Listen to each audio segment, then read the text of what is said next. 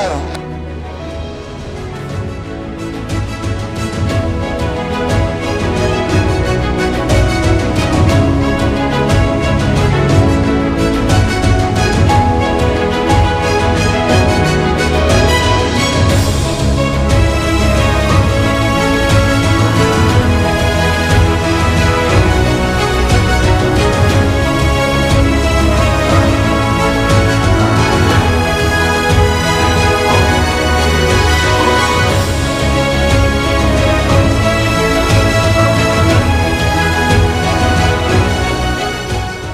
Nəyi qazandırdı?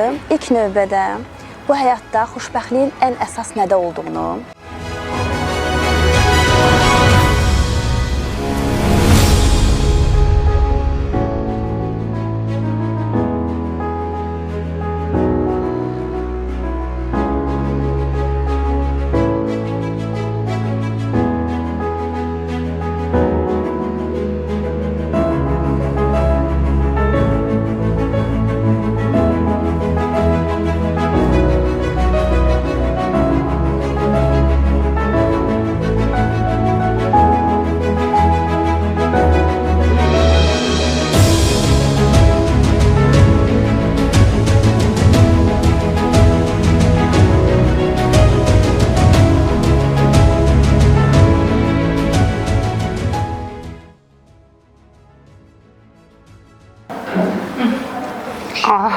Necə istəyirsən?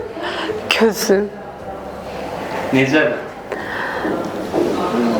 Adaptasiya ola bilmirəm.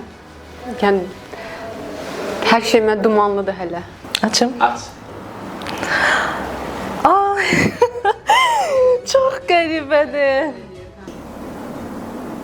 Aç. Ha, dumanlanır.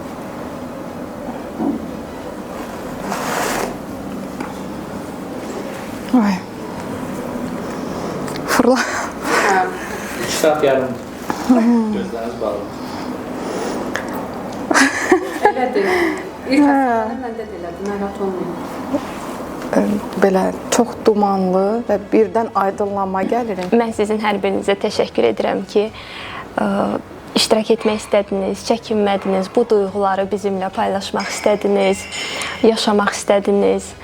Çünki biz həqiqətən birlik olmalıyıq, digər insanların da nə yaşadığını hiss etməliyik, hiss etmədən bunu bilməyəcəyik. Ona görə belə bir addımı atdığınız üçün mən sizə hər birinizə təşəkkür edirəm.